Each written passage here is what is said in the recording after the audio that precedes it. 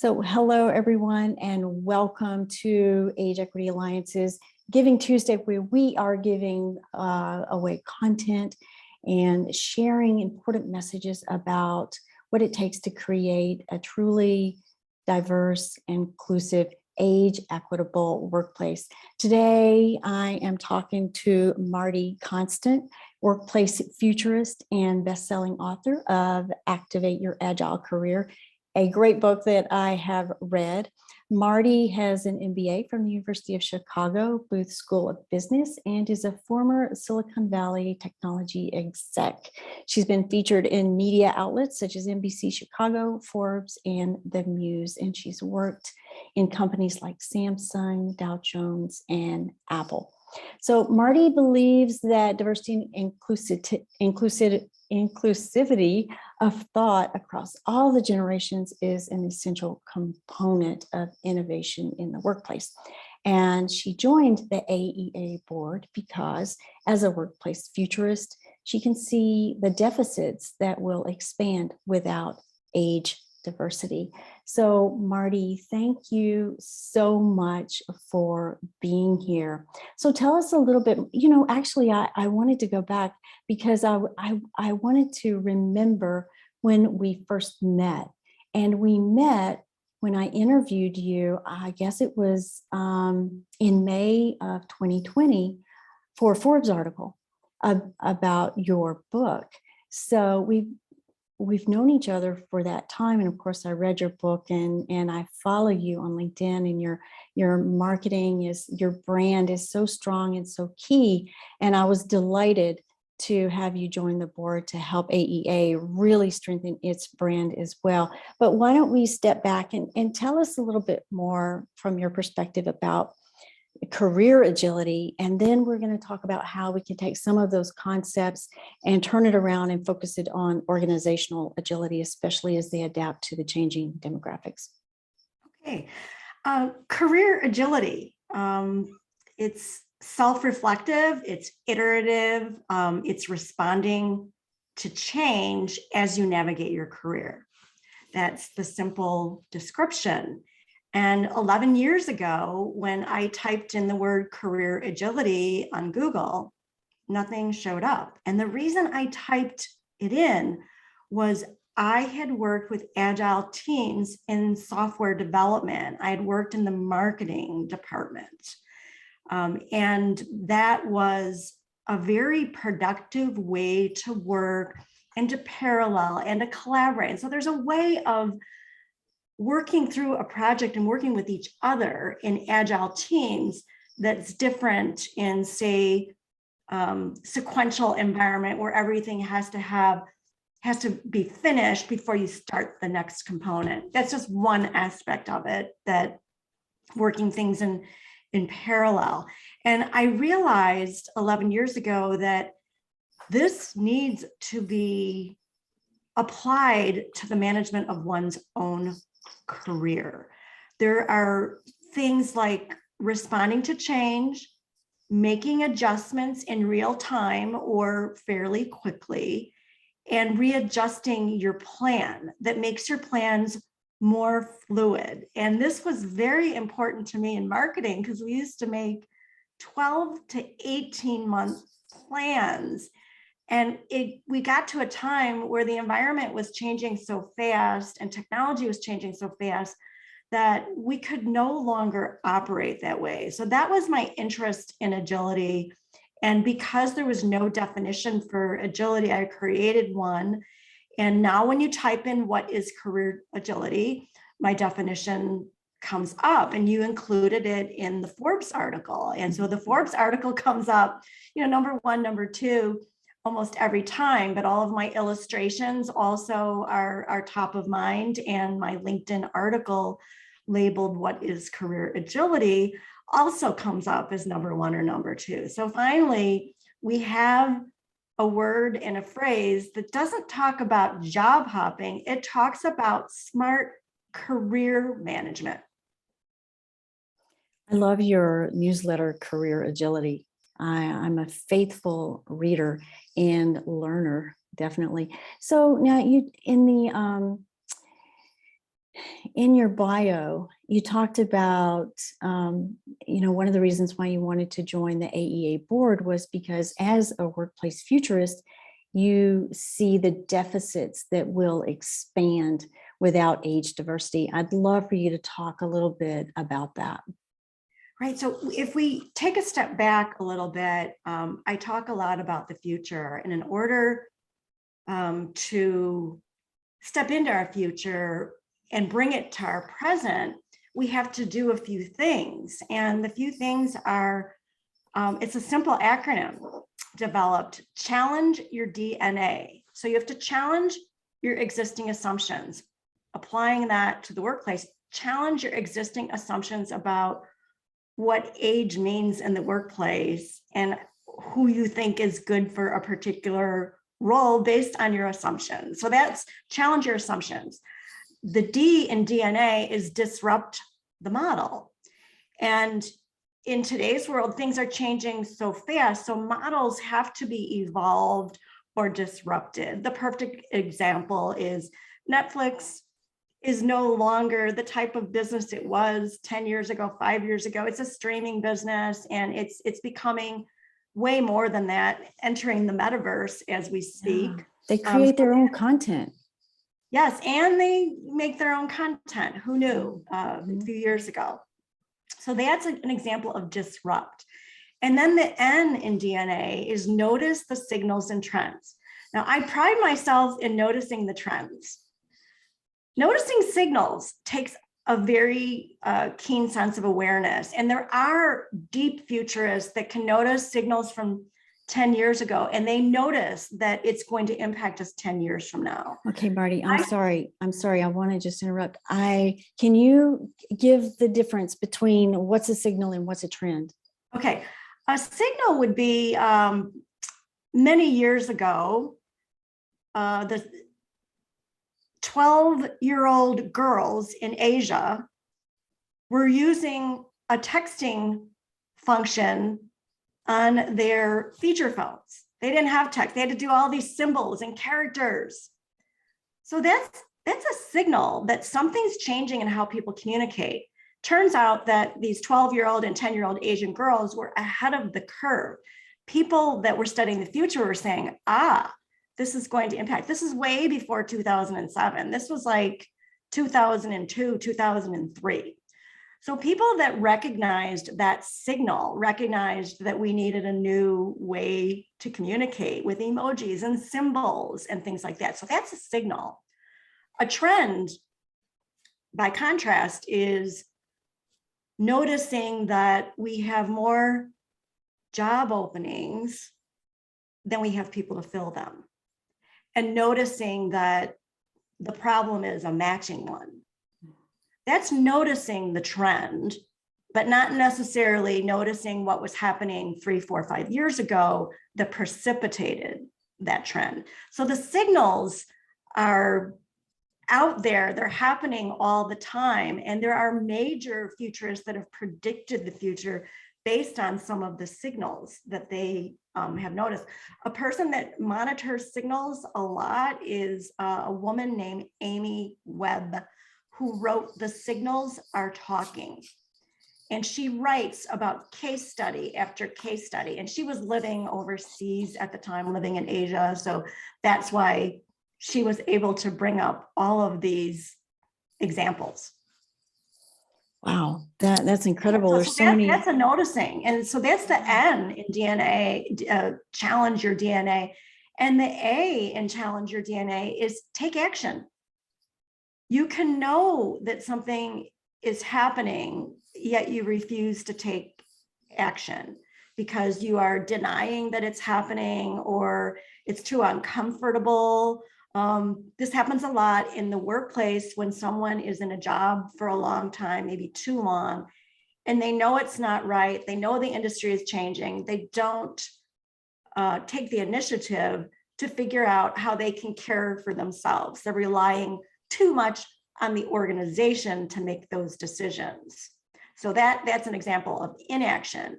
An action would be someone who says, oh, this industry isn't right for me because it's fading. Yet things like artificial intelligence and immersive technologies are growing. Heck, we even need truck drivers. So these things are growing. What is it that I can do that will make me more relevant, at least sustainable for the next few years? So you talked about, seeing the trends. You talked about resistance. You talked about taking action, and all of this around the fact that we have more jobs than supposedly talent. Yet we see evidence of all of these older workers who are trying to get into the workplace, but they're not getting anywhere. They're not even getting interviewed. So forget about an offer if you can't even get an interview.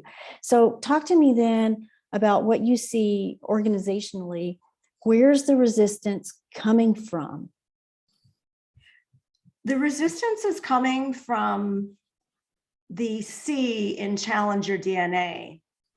It's challenging your assumptions. There's not enough self-reflection, organizational reflection about what's really happening and how can we make a difference. An example of that, there was a famous study done probably in the last 10 years, and it's analyzing Europe, how they're ahead of us in terms of the aging population.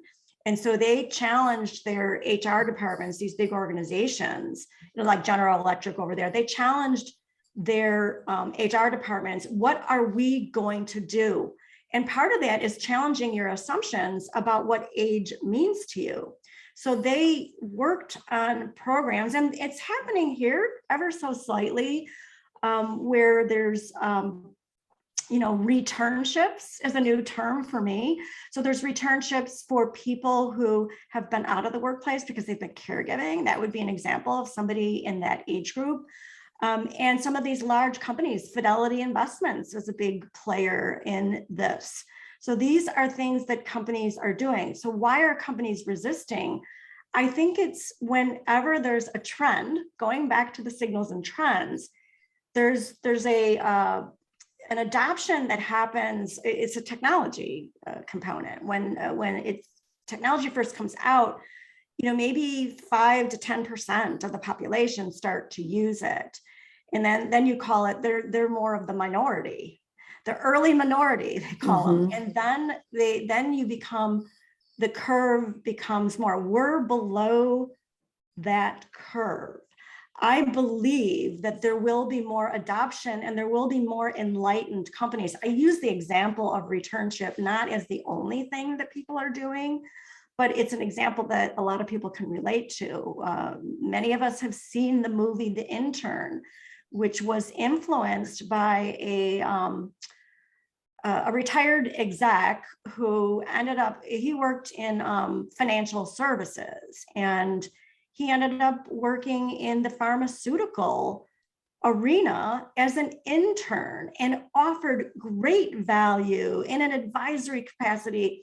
And it's really the story that influenced the theme of the movie, The Intern, with Robert De Niro and Anne Hathaway. So using some of the agility concepts that you wrote about for individual career agility,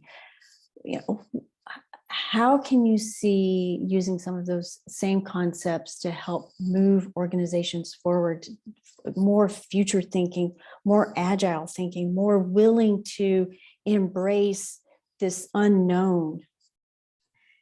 The way through most things are to create a movement, right? We know that AARP has been around for a long time, and they have very specific goals and initiatives about quality of life, access to healthcare, all kinds of things. So that's a movement that's been going on in a certain way. And in some regard, it's been successful. It's been successful from voting cohorts, and there have been things that have been very good about that. But it handles a lot of broad needs of the aging population, but it doesn't necessarily focus on careers and organizations.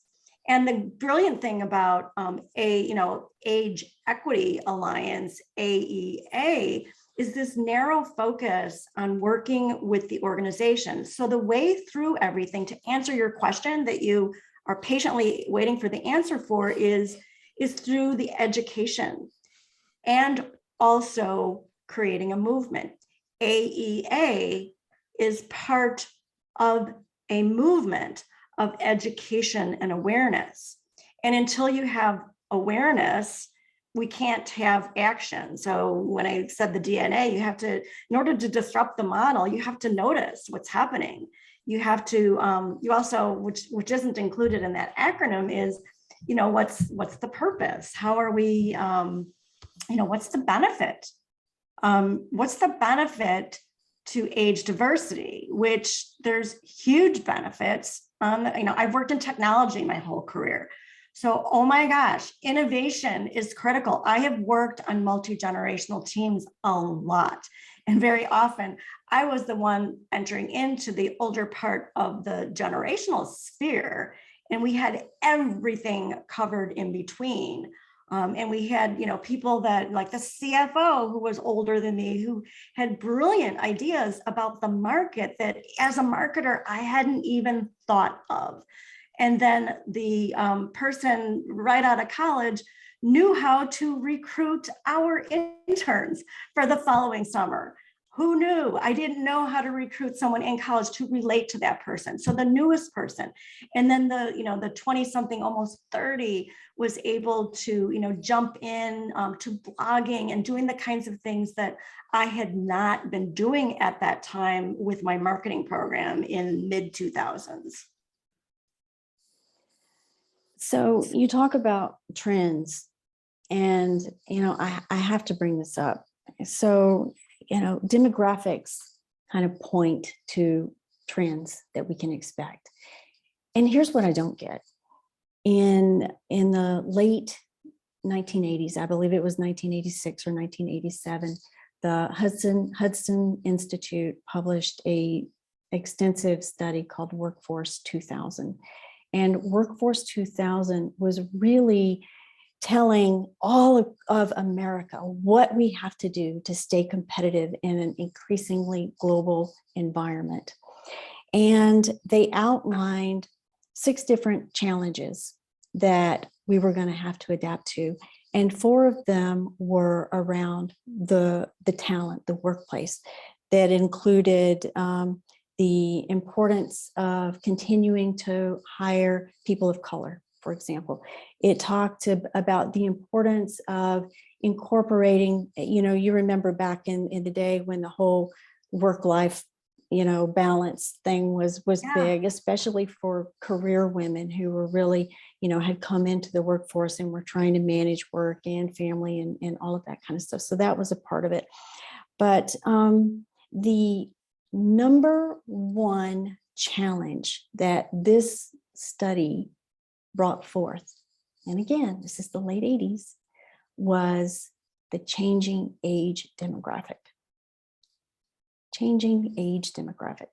So why is it taking all these years and we're not seeing movement in this? I mean, if they're telling people in 1987, you need to learn how to deal with an aging workforce. You need to understand how to train and retrain your talent so that they stay on top of this quick moving, fluid, as the word you used earlier, technology change. So I just don't get it. I mean, what do you do when there are trends that are obviously pointing to something, but nobody's taking action?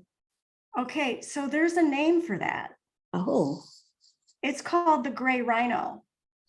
My colleague, Michelle Wooker, wrote The Gray Rhino.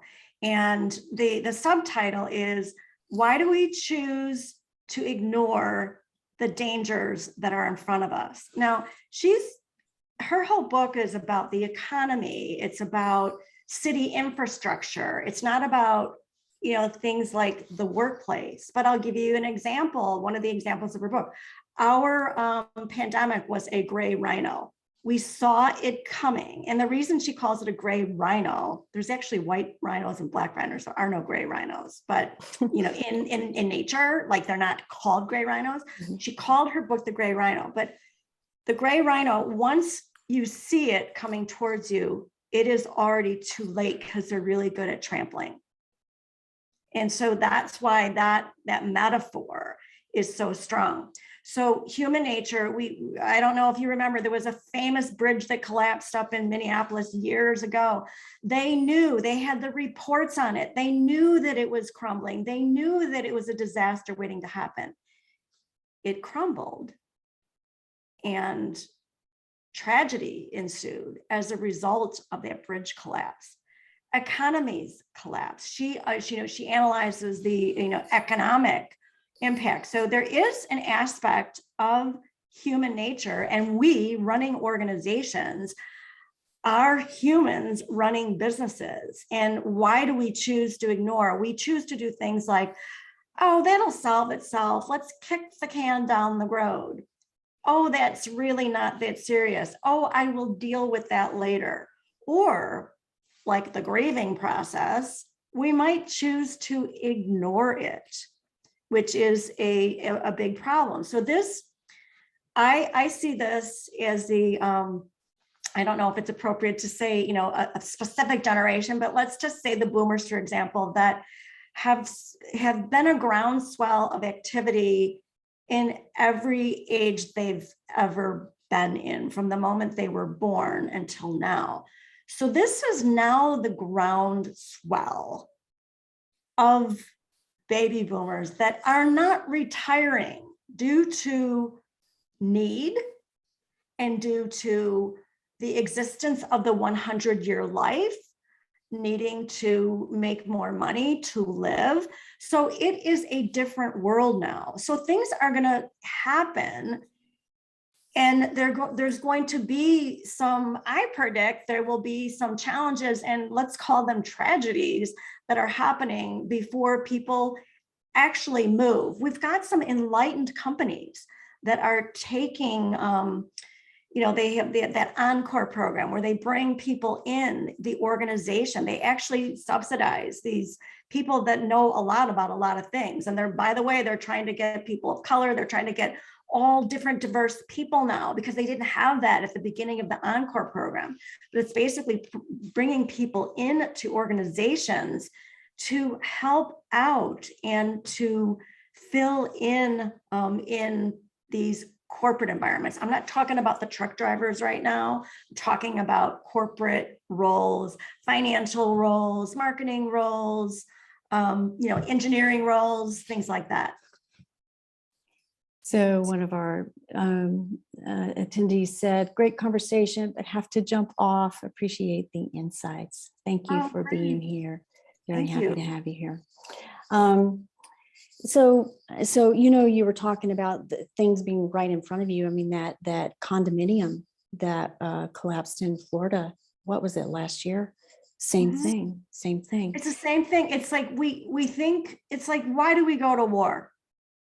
We think we learn from things. We don't necessarily learn. And there are, we have in this world, this is a metaphor and it's also an example. We are a sensor world. We have sensors everywhere. No bridge or building should ever collapse ever again. There's bridges right now that have sensors on them that are signaling to us that we've got a problem here. There's rust, there's moisture. There are sensors. There's a building in Amsterdam that has 35,000 sensors in it. I think it's the smartest building in the world today, smartest architectural building in the world today. And it monitors everything from moisture, content in the building, to when you come into the building, where you park your car, how you take your coffee. So the sensors do a lot of other things besides monitoring the health of the building. But we're in a sensor sensitive environment. So there's no reason why we can't apply the sensor mentality to the things that are in front of us and to take action.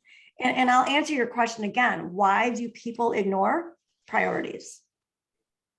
They prioritize the most immediate need or the need that they care about. When I first stepped into marketing and I was a new VP, guess what I worked on? I worked on the stuff that I cared about the most. It was my agenda as I saw it with the market. Another VP would come in, they would handle a different set of agendas. So my priorities were different. So companies, they just need to really pay attention to these sensors, and especially if they're going to survive in the future of work and have the ability to attract and retain talent. They're just going to have to do it in ways that they never thought about doing it before. Right, or they'll become a blockbuster. Tell me more. The organization itself Yeah, will become just it'll be a black mark on them. Yeah, They won't be yeah. responding. Yeah. The real blockbuster story, which I didn't remember, but they they went in, the folks from Netflix and said, we'd like to sell you our company for $55 million, which was like a drop in the bucket. And they said, we think, the world is going to, be with these mail-in discs.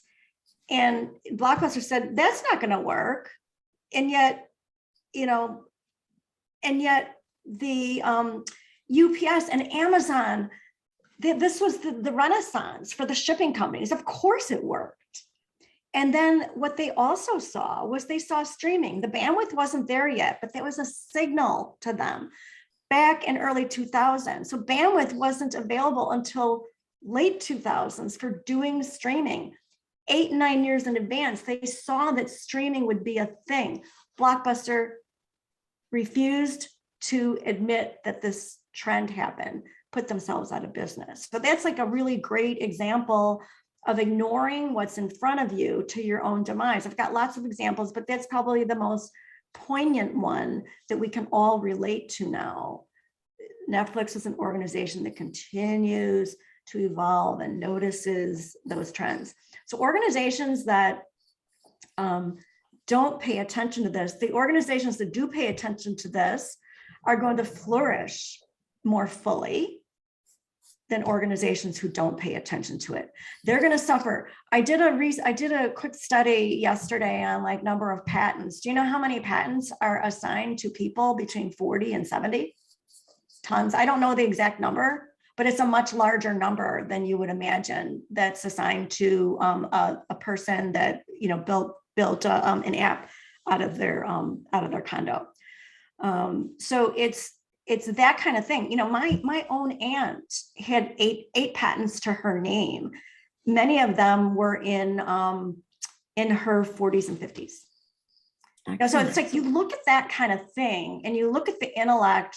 She was a food scientist. Mm-hmm. So, she contributed a lot to ingredient products and in the dairy and non-dairy environment. And her patents came out because she knew a lot by the time she was in her 40s and 50s and invented things in a way. This happened all the time on the engineering front. I don't talk about it that much, but it's documented and the numbers would be stunning. So I think, when we talk about fluidity and the need to change, there's nothing, I think that there's such an interesting and brilliant case study for business agility in the wake of COVID. You can't deny it. And Ashton Applewhite likes to say, people with disabilities had been begging for decades for flexibility, the ability to work from home, and never got it. And then all of a sudden COVID hits and everybody's working remotely. Suddenly it's a possibility. So this whole thing about being gobsmacked and just having to adapt, talking about though COVID though, I think for older workers in particular, there are pros and cons. So obviously the cons were that a lot of, the majority of people who lost their job were older, 55 and above. But for those that were able to remain in the workplace and work remotely, there was also a positive sign to it. And that is they really were able to bust some of those myths about the inability to be flexible or adapt to technology or use particular technology applications altogether, because they were doing it. They were Zooming and Slacking and doing all that stuff just like everybody else. So on that side, it was good because they were able to bust some of those myths. But you talk about spotting trends, and I've been writing for Forbes for almost 3 years now. And when I first started writing for Forbes about age and aging in the workplace, the only place really I could find anybody else writing about it was in academia. And but now, I get Google alerts all the time, day in and day out, about people who are writing. Yes, and I think we lost our recording here. Not too certain, but oh yeah, I think you're right. Let me see. Oh no, it's still recording on my side, it says. But you're frozen. But that's okay. Oh, there you are. You're back. Yeah, you cut out for a little while. Oh, okay. I'm sure I did for you. So continue your thought, Sheila. Okay, so I don't know what you last heard, but I was talking about how, as a writer for Forbes over the last 3 years, some of the trends that I've seen when I first started writing about age and aging in the workplace is that nobody else was writing about it. You weren't finding articles in, the New York Times or the Wall Street Journal or even on Forbes, really, because I was the first person they brought in to write about that. But now you see it everywhere. I get Google alerts every day about people writing about this topic. And that's exactly what we want to have happen. Going back to what you were talking about earlier, we need a movement. And the movement has happened. And this is this generation's effect, this big bulky generation that is in this age group is impacting this. And they're also keeping an eye out for the age inequities on the earlier part of the spectrum as well, because they're aware, and there's a lot of people in this category. So yes, the movement has begun. How and when the organizations are going to respond, it's going to be spotty, but they are responding, but in very small increments. And I'll use it in technology. I used to roll out huge technology things back when marketing automation was new, mid 2000s. And I remembered marketing automation was being used in like 11% of corporations in 2006. Well, now it's like 100% or 96%, right? So there was a time between 11% and 96%, and it took 15 years to get there. So I see these things. I see the adoption rate, that famous adoption curve. It's called the technology adoption curve. Early majority, silent, so you have the geeks, you have the people that are just testing things out on the fringe, and then you have the early adopters, and then the curve gets up to here, and then you have a mass adoption. This will get there. So I'm looking forward to that day. Absolutely. That's good. It's like you feel like, you work and you work and you work and you work, and then it happens overnight. But we all know that there's a lot that comes up to that point before that finally. It's a tipping point. Malcolm Gladwell said it's a tipping point. And multi-generational teams are more productive, higher performance, better solutions. There's this, the list goes on and on and on. I mentioned this example too. I'll mention it on this meeting here. when Airbnb was deciding if they wanted to be a total mobile app. So most of the people that started the company, they were 25 at the time, 24 at the time. They said, let's convert everything to mobile. And the advisor, Chip Conley, who had been working with them, said, let's get some research on this. And they found out that their average super host was a woman, a single woman that's 67 years old, 65 Love years that old. story. Love that So, story. I mean, if they had neglected that, super host mentality, they would have lost it. It would have been a, chink in their armor. Yeah.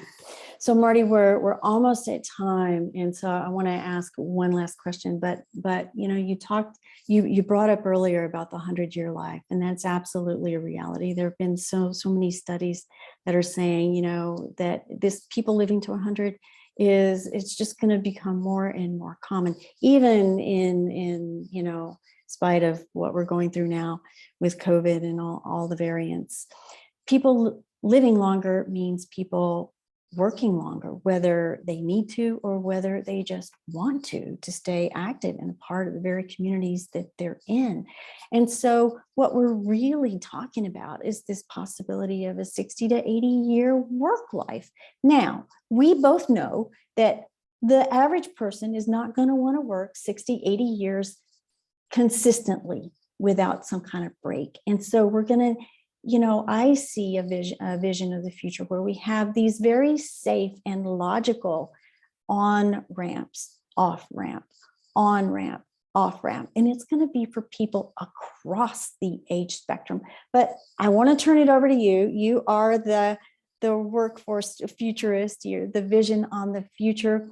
What are your thoughts about the future and what it's going to look like in the workplace? And then what one piece of advice would you give companies, organizations who want to make sure they get there and they get there in time?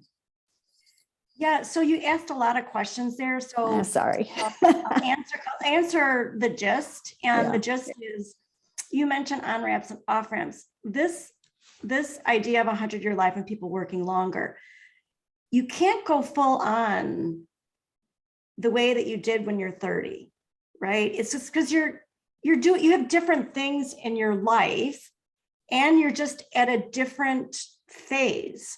And so that's why the Encore program exists. It's advisors that come in, that might be working 20 hours a week on that. This kind of flexibility, it's like people who want to work part-time, whether they're 25 or 55.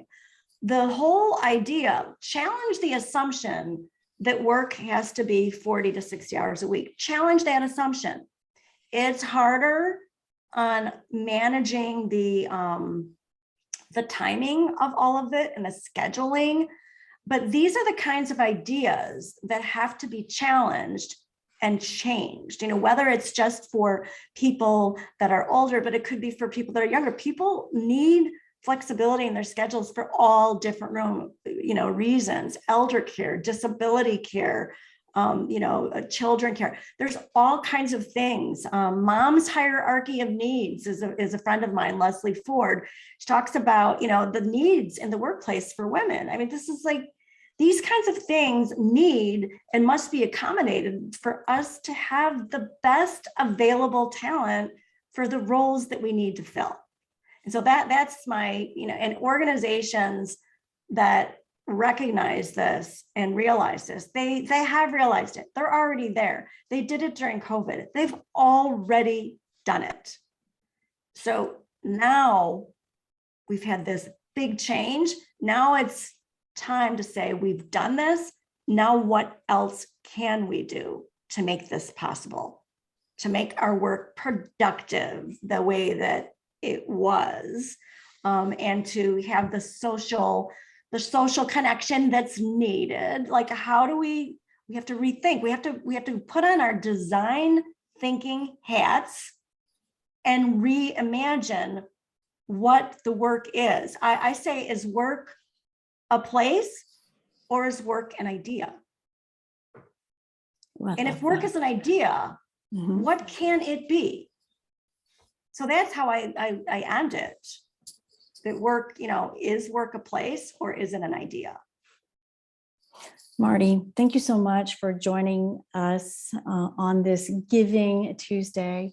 I really am grateful again for your leadership as a member of the board of Age Equity Alliance. Look forward to continuing to work with you, continuing to have a lot of other future conversations. My takeaway from what we've talked about today is that it's going to be really, really important for organizations, for leaders, for all of the people that are shaping the future of work to never get comfortable, to never sit on their assumptions, but to always be questioning, always be challenging, and always be open to other ways. And that's where the recipe for innovation. Yay. Oh, yay. And happy Giving Tuesday, Sheila. Thanks. Yes, thank you so much. All right, take care. We'll talk again soon. Bye.